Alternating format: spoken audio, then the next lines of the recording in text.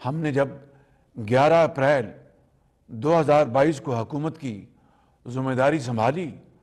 तो इसके बाद वो बदनुमा और ज़ालिमाना तर्ज़ अमल हरगिज़ इख्तियार नहीं किया जो इमरान नियाज़ी के 4 साल के दौर में उन्होंने अपने सियासी मुखालफिन के साथ रवा रखा। आपको याद होगा कि गुज़श्ता 4 सालों में केस नहीं फेस देखा जाता था, यानी मुकदमा नहीं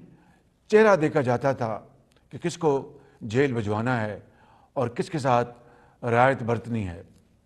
हुकूमती वज़ीर एक दिन पहले बड़े जाओ जलाल के साथ ऐलान करते कि ऑपोजिशन का फलां लीडर कल गिरफ्तार हो जाएगा और वो अगले दिन गिरफ्तार हो जाता था।